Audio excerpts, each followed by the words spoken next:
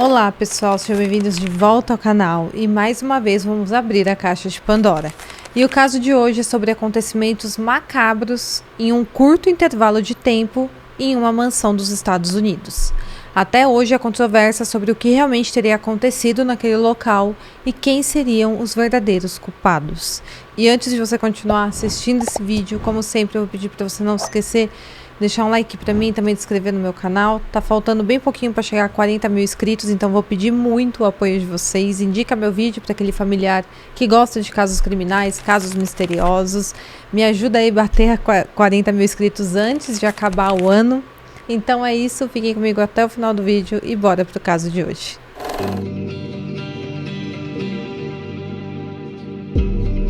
Jonah Shakinai era um homem que tinha o objetivo de ser milionário. E para isso ele ingressou na política entre os anos de 1977 a 1982. E ele atuou diretamente na área de saúde da Câmara dos Deputados dos Estados Unidos. Mas ele acabou mudando de área quando ele notou que não teria o retorno financeiro que ele esperava. Depois disso, ele atuou como sócio sênior de um escritório de advocacia que representava empresas farmacêuticas multinacionais e também fabricantes de cosméticos. E por isso, ele percebeu que a indústria farmacêutica era o que realmente o tornaria rico. Em 1988, o Jonah, junto com seu sócio, fundaram a Medicis Pharmaceutical, que passou a vender principalmente Restylane, que é um produto à base de ácido hialurônico usado para fazer preenchimento, por exemplo, preenchimento labial, olheira, harmonização facial. E esse produto ele se tornou muito procurado nos últimos anos por ser algo bem seguro e procedimentos que geralmente não deixam sequelas. E com isso, o Jonah finalmente conseguiu o que ele queria, que era se tornar um milionário. E com o passar dos anos, ele acabou se casando 2 vezes. No primeiro casamento ele teve 2 filhos e no segundo casamento ele teve um filho chamado Max Shakinai, com a sua ex-esposa chamada Dinah Romano. E então, em 2008, o Jonah, com então 51 anos e solteiro, foi um dia a uma clínica de oftalmologia em Phoenix, no Arizona. Ele foi lá fazer um exame de vista, porém, lá ele conheceu e se encantou por uma das funcionárias de 29 anos, chamada Rebecca Zahau.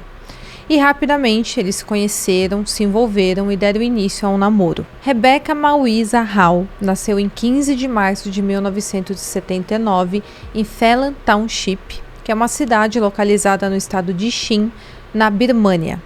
A sua família era de origem bem pobre e seu pai era envolvido com política. E por conta da ditadura que ocorreu nesse país nos anos 80, eles tiveram que fugir da Birmânia. Com isso, eles acabaram se mudando diversas vezes ao longo dos anos, desde que ela era bem novinha. Eles passaram então por Nepal, Índia, Alemanha e se estabeleceram nos Estados Unidos, no estado de Missouri. Ela era formada em técnico de oftalmologia e falava 5 idiomas diferentes. Enquanto estava morando nos Estados Unidos, em 2002, ela se casou com um estudante de enfermagem, mas eles acabaram se separando informalmente porque acabou não dando certo o relacionamento deles. E em 2008, ela começou a namorar o Jonah, que era um homem muito rico e poderoso. E mesmo assim, a Rebecca continuou com seu emprego. Ela ajudava os pais dela financeiramente e eles dependiam bastante dela nessa parte, então não tinha como ela largar o seu emprego. Enquanto isso, a posição do Jonah na empresa fez dele o 9º CEO mais bem pago do Arizona. Segundo as fontes, a Rebecca não teria sido bem recebida, muito bem ali pela família do Jonah, porque ele tinha ali 2 filhos adolescentes e eles implicavam constantemente com a Rebecca. E também as 2 ex-esposas do Jonah é dito que sempre arrumavam uma forma de ofender ela de alguma maneira. Isso acabou afetando diretamente o relacionamento entre a Rebecca e o Jonah, de modo que ela chegou até a confidenciar para uma das suas irmãs que ela estava pensando em dar um tempo no relacionamento, porque aquilo estava afetando demais ela. Mas havia uma pessoa da família do Jonah em especial que ela se dava muito bem, que era o filho mais novo dele, o Max, que tinha 6 anos na época dos fatos. Ela gostava muito do Max e ele também gostava muito da Rebecca. E como a guarda dos filhos do Jonah eram compartilhadas, sempre que o Max estava na casa do Jonah, a Rebecca ficava brincando com ele enquanto o Jonah saía para trabalhar ou então para ir à academia fazer os seus afazeres. E isso nunca incomodou a Rebecca. Ela fazia um trabalho como se fosse de babá do Max. E segundo os familiares, ela cuidava como se ele fosse o seu próprio filho. Ela fazia as comidas preferidas dele, levava ele para aulas de futebol, cuidava dos seus machucados, saía para se divertirem juntos. E várias vezes o Max preferia ficar com a Rebecca do que com a sua própria mãe. E então tudo isso nos leva ao verão de 2011, quando a Rebecca tinha 32 anos. Nessa época, o Jonah conseguiu convencê-la a largar o seu emprego na clínica de oftalmologia, porque ele falou que queria passar mais tempo com ela.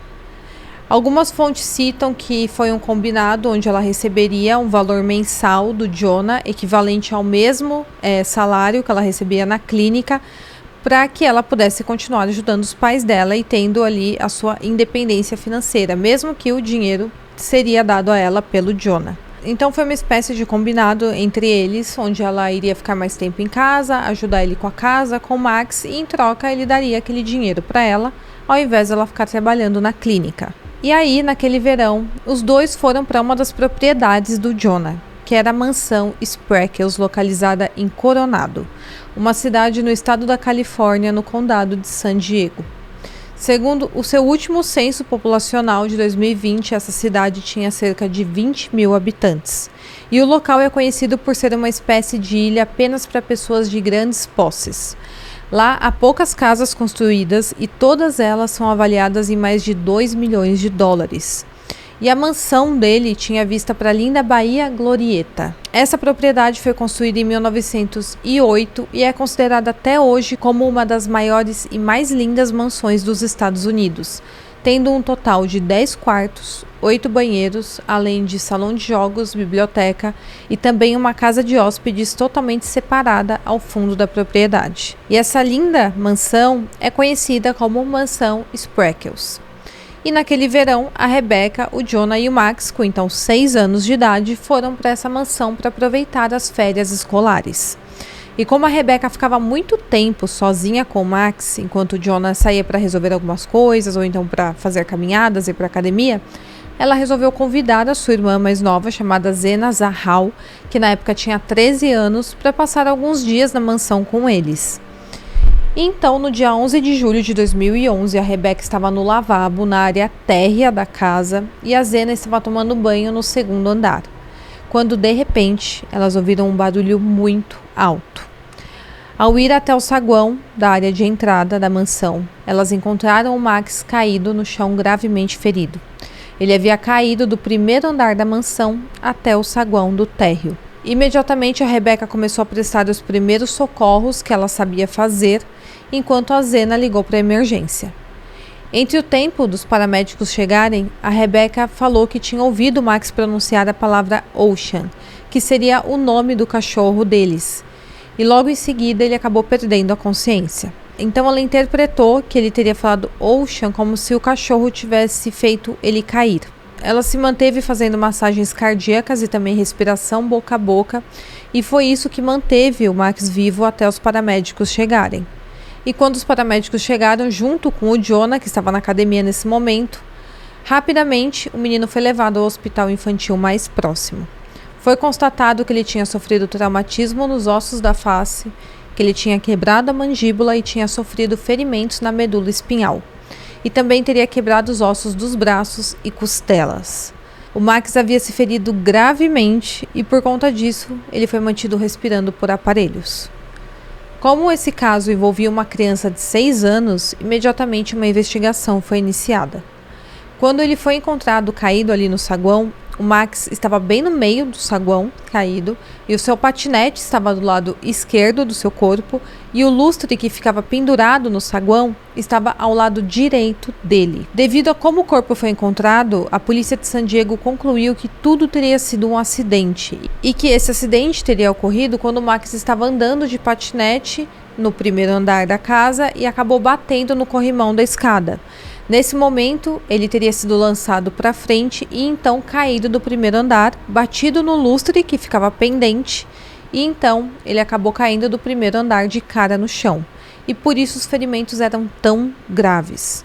A mãe do Max, a Dina Romano, logo de cara começou a culpar a Rebecca pelo acidente.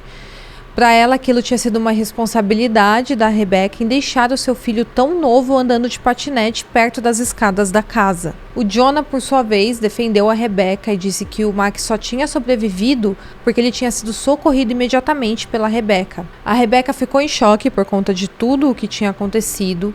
E além disso, ela via o Max como se fosse seu próprio filho, então ela gostava muito dele.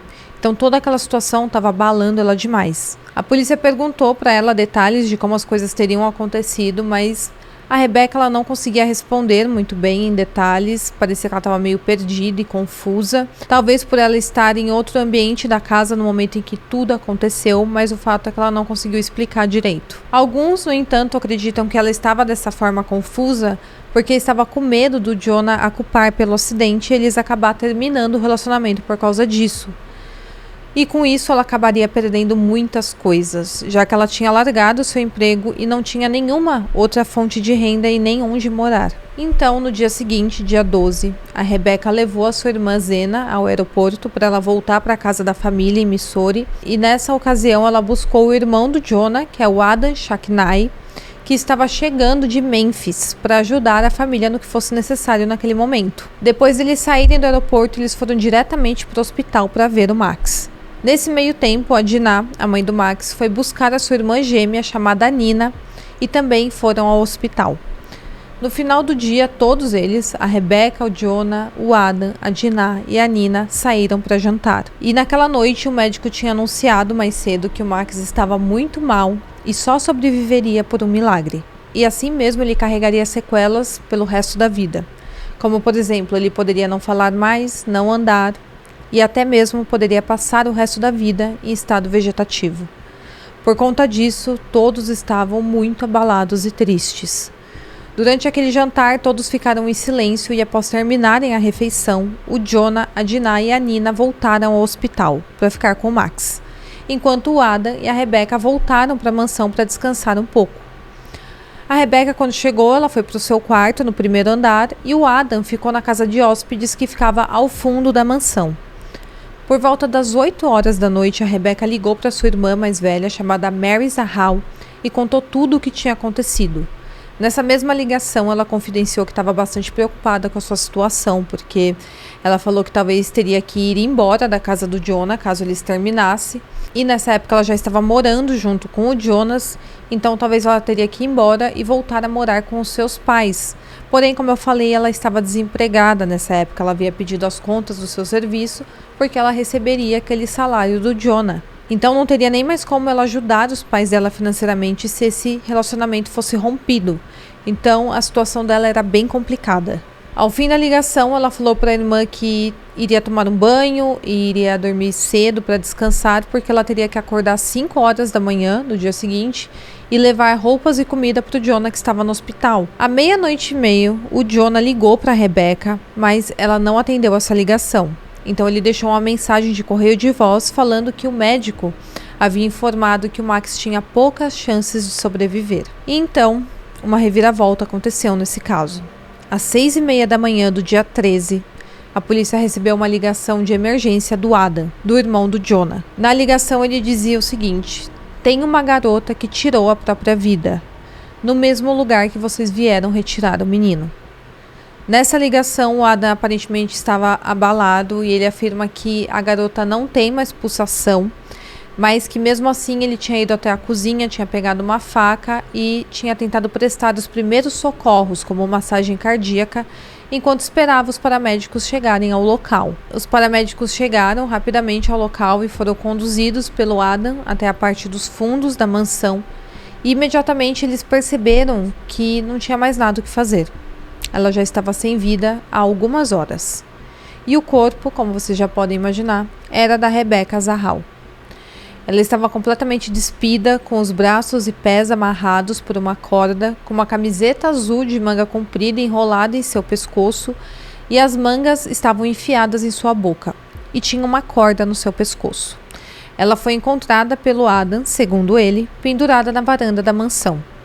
A mandíbula dela já estava rígida no momento que ela foi encontrada e por conta disso os paramédicos concluíram que a hora certa da morte teria sido por volta das 3 horas da manhã. Ela também estava com tinta preta na região dos seios dela e tinha sangue na parte interna das suas coxas.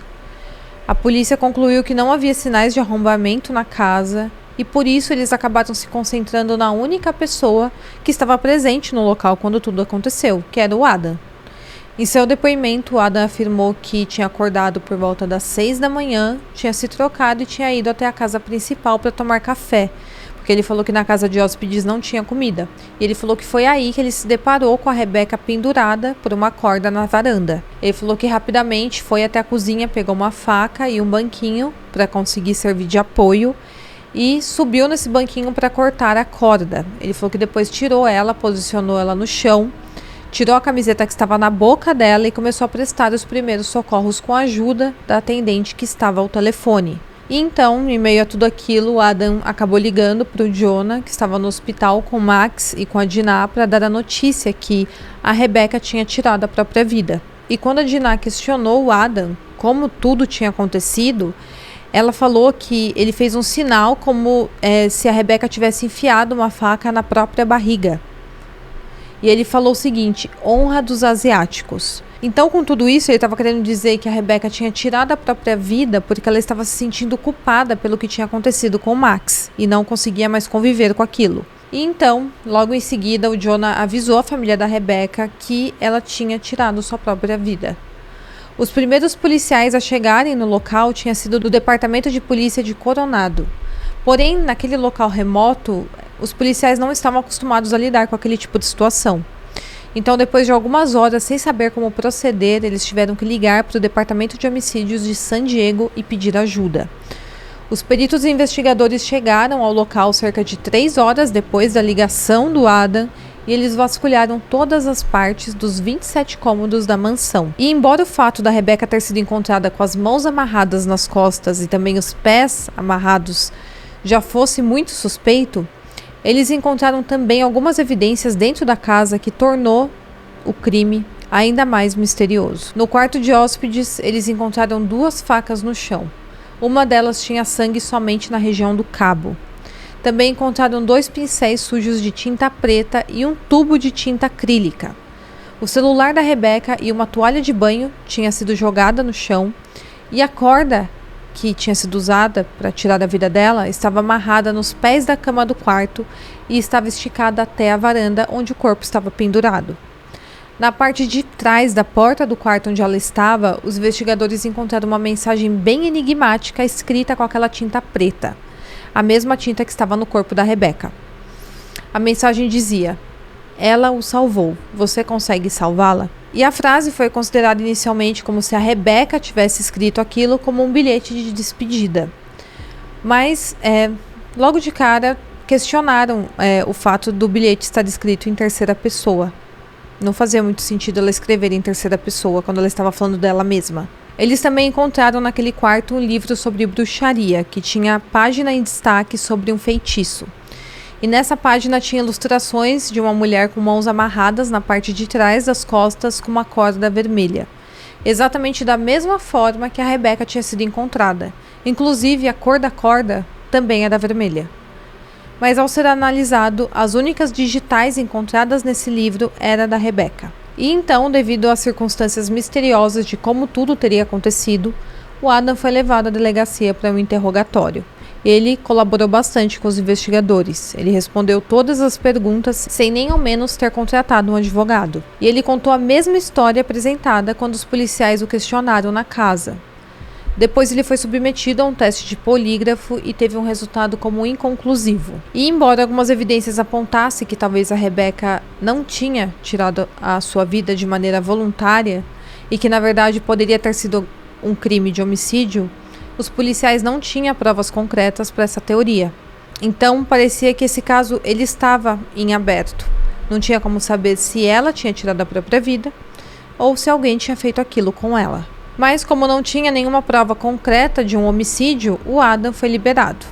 E ele voltou no mesmo dia para sua casa em Tennessee. E o caso logo chamou a atenção de toda a mídia, já que apenas 2 dias antes o filho do Jonah havia supostamente sofrido um acidente na casa e agora a namorada do Jonah tinha supostamente tirado a própria vida no mesmo local. Helicópteros e repórteres foram até a mansão para conseguir informações e durante as mais de 12 horas que os policiais ficaram ali na mansão investigando e juntando evidências, o corpo da Rebecca ficou completamente nu, exposto no quintal da casa, sem nem ao menos ter sido coberto com um pano.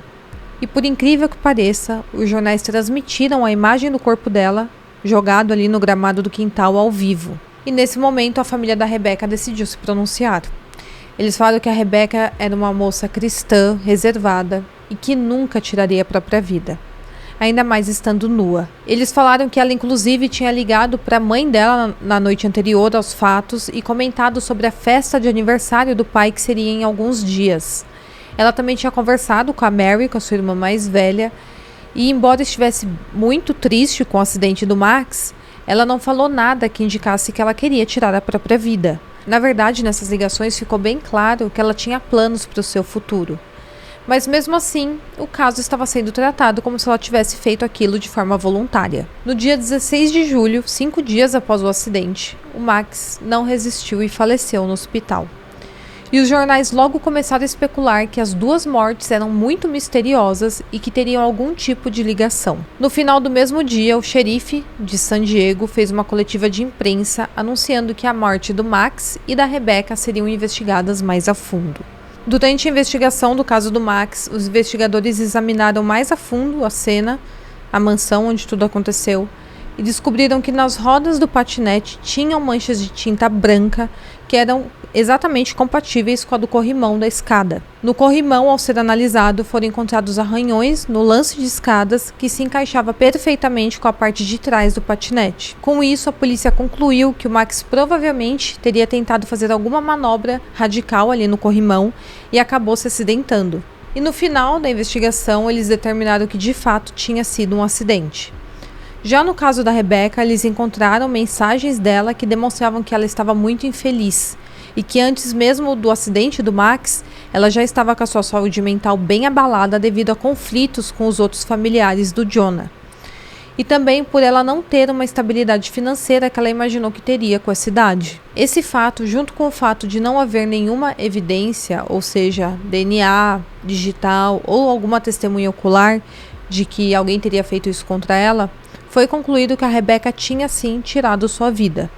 Isso por estar muito deprimida e se sentir culpada pelo acidente do Max. O departamento investigativo de Coronado chegou a reproduzir os acontecimentos para ver se realmente teria como ela fazer aquilo contra ela mesma.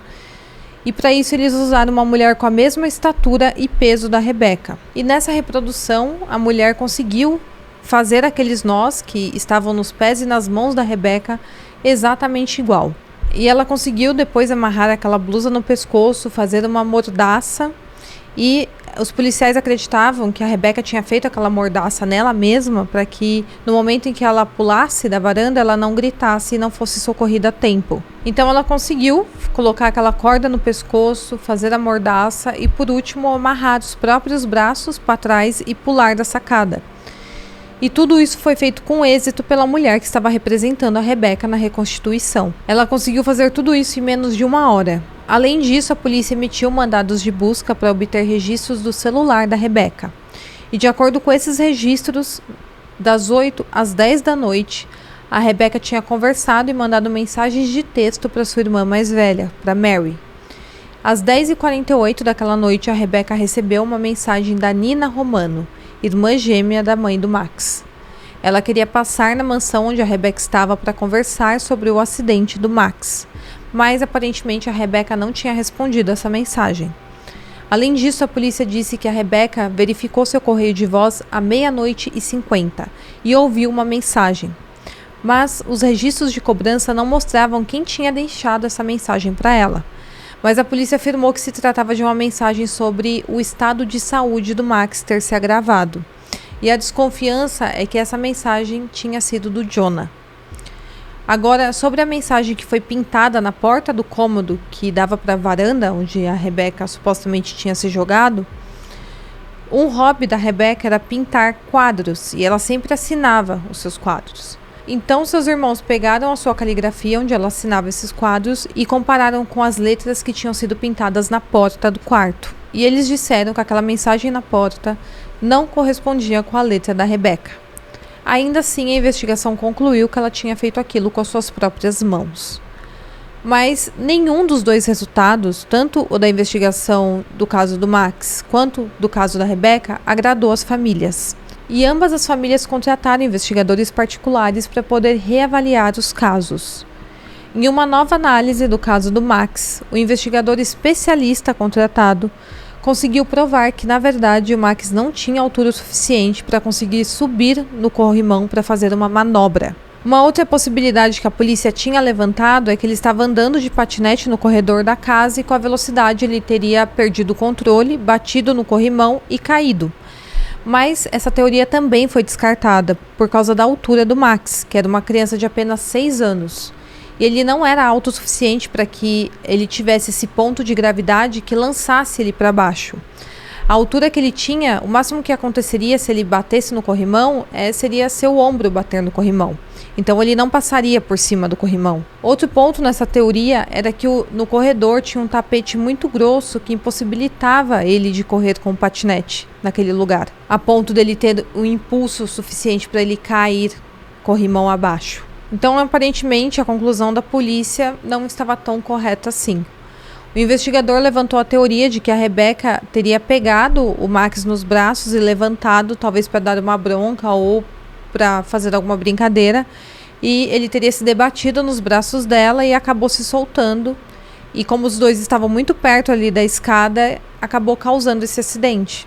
E por isso é que ela teria tirado sua própria vida, por se sentir muito culpada por ter causado a morte do Max. Um especialista também apontou que a Rebecca teria mentido em seu depoimento, porque, como eu falei, ela alegou na época que o Max, após o acidente, tinha falado a palavra ocean. Mas, na verdade, esse especialista disse que o trauma na espinha vertebral do Max tinha deixado o Max inconsciente imediatamente, e ele não teria conseguido falar nada a partir do momento que ele teve aquela lesão. E então, ao final, os investigadores concluíram que a Rebecca estava, sim, envolvida de alguma forma na morte do Max. Já a família da Rebecca contratou um especialista forense chamado Cyril Wetch, que é um patologista forense e consultor médico legal mundialmente reconhecido, e o corpo da Rebecca foi exumado e enviado para uma segunda necrópsia. E as conclusões acabaram trazendo mais dúvidas ainda sobre esse caso. Isso porque na cabeça da Rebecca foram encontradas 4 hemorragias subcutâneas separadas, que são compatíveis com o trauma de uma batida que teria causado sangramento na parte de baixo do seu couro cabeludo. Houve a especulação que quando ela se jogou ali da varanda, ela tinha batido a cabeça na parte de baixo da sacada, mas os exames posteriores mostraram que isso era impossível de acontecer. Além disso, na região do seu pescoço, a tireoide dela estava intacta, o que não batia com a forma que ela supostamente tinha morrido. Porque em caso de enforcamento, quando a pessoa pula de algum lugar com uma corda amarrada no pescoço, essa parte do pescoço se rompe imediatamente com o peso. E como essa parte não estava rompida, aparentemente ela não tinha pulado da sacada. Algumas lesões também mostravam que ela tinha tido seu pescoço pressionado por alguém e não pela corda, concluindo então que tinha sido um caso de homicídio.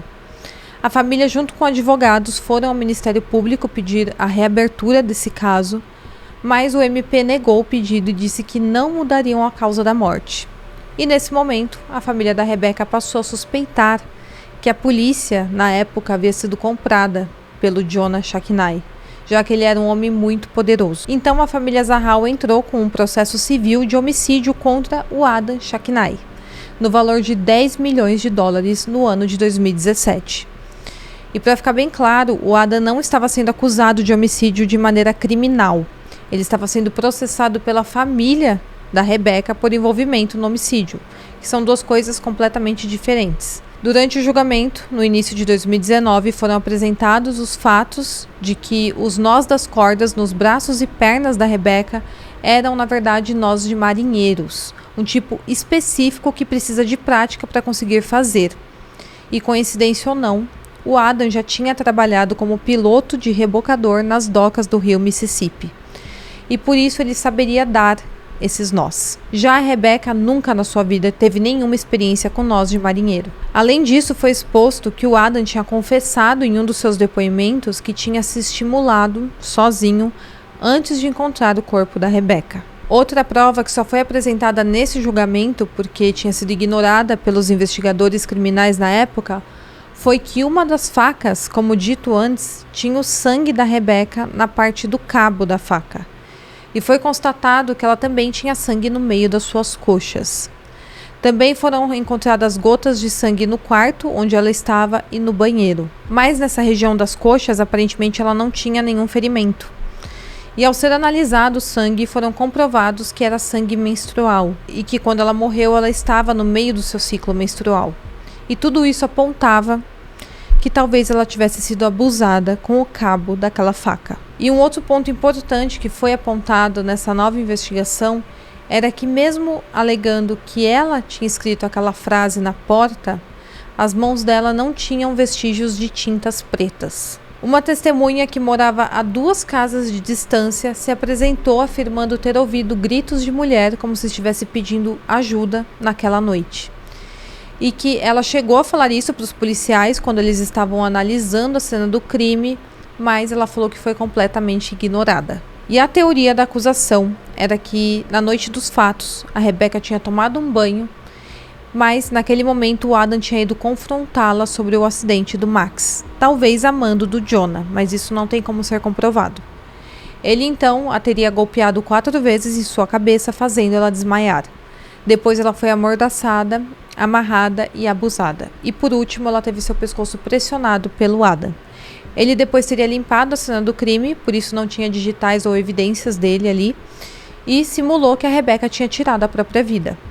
Algumas fontes apontam também que o Jonah teria mandado o irmão fazer aquilo para acabar logo com a investigação do acidente do filho dele, da maneira mais rápida possível. Isso porque após o acidente do Max ser exposto na mídia, as ações da sua empresa farmacêutica tinham despencado mais de 60%. Então, segundo essa teoria, ele imaginou que com a morte da Rebecca, tudo isso acabaria mais rápido, porque eles iriam colocar a culpa nela, alegando que ela estava deprimida e se sentindo culpada, e que teria realmente envolvimento no acidente do Max, depois tinha tirado a própria vida antes de ser descoberta. O Jonah, inclusive, contratou uma empresa de relações públicas para representá-lo nas semanas seguintes à morte da Rebecca, na tentativa de alavancar as ações da sua empresa. Mas, como eu disse, isso é só uma teoria e nunca foi provado o envolvimento dele na morte da Rebecca. Um outro ponto apresentado durante o julgamento foi a gravação do momento que o Adam chamou a polícia. Ele conhecia a Rebecca há pelo menos 3 anos e mesmo assim ele se referiu a ela como garota ou então como a namorada do meu irmão. Então, em nenhum momento durante a ligação, ele chamou ela de Rebecca. Um especialista em áudio forense também analisou a gravação e apontou que em uma parte do áudio o Adam fala, segura ela, indicando que mais alguém estaria na casa com ele naquele dia. E lembra que eu falei que a irmã da Dinah, da mãe do Max, tinha falado que iria passar na casa naquele dia para perguntar para a Rebecca sobre o acidente do Max? Então, pode ser que ela estava ali na cena do crime naquele momento, mas não tem como saber. Isso é só uma teoria. E também o Adam sempre afirmou que estava sozinho na casa quando tudo aconteceu. Nessa mesma gravação também foi apontado que o Adam, quando questionado pela atendente se a Rebecca estava viva, ele falou que não sabia responder. Então a impressão que dava era que ele viu ela pendurada naquela corda e que ele nem foi checar a pulsação dela, o que não era algo natural de uma pessoa que está vendo alguém que conhece pendurado em uma corda. O que seria normal seria ele primeiro tentar tirar ela da corda e ver se ela ainda tinha vida e depois ligar para a polícia. Então aparentemente ele ligou para a polícia e ela ainda estava pendurada na corda. A acusação apontou que ele não tirou ela da corda porque ele já sabia que ela não estava viva. A acusação achava, na verdade, que ele tinha colocado ela naquela corda para simular que ela tinha tirado a própria vida. A frase escrita na parte de trás da porta também foi analisada por um especialista em caligrafia e ele apontou que as letras não eram compatíveis com a letra da Rebecca. mas que tinham compatibilidade com as letras do Adam. Eles também interpretaram que a frase "ela o salvou, você consegue salvá-la", que era a frase que estava escrita atrás da porta, eram bem incriminatórias, porque essa informação de que a Rebecca tinha tentado salvar a vida do Max por meio dos primeiros socorros nunca tinha vindo a público. Era uma informação que somente os membros da família sabiam. Além disso, a frase foi escrita em terceira pessoa e aparentemente estava querendo dizer que a Rebecca só ficaria viva se alguém a salvasse. Ao final do julgamento, que durou 6 semanas, o Adam Shacknai foi considerado culpado pela morte de Rebecca Zahau. E ele teria que pagar o valor de $5 milhões para a família dela. Mas no fim, a companhia de seguros do Jonah acabou chegando a um acordo com a família e pagou $600 mil para eles. E o caso civil foi arquivado. E após vencer esse caso, a família dela passou a pedir que a Promotoria de Casos Criminais de San Diego reavaliasse o caso da Rebecca. Mas, embora o Adam tenha sido considerado culpado no processo civil, o caso criminal ainda considera que a Rebecca tirou sua própria vida. Em 2012, no ano seguinte à morte de Rebecca e Max, e depois da empresa farmacêutica ter passado por vários problemas financeiros e desvalorização das ações, o Jonah acabou vendendo a sua empresa por um valor de $2,6 bilhões. E para finalizar, embora somente o Adam tenha sido apontado no processo como culpado, a família da Rebecca acredita que o Jonah tem sim envolvimento no crime e que a motivação seria se vingar da Rebecca pela negligência com o Max.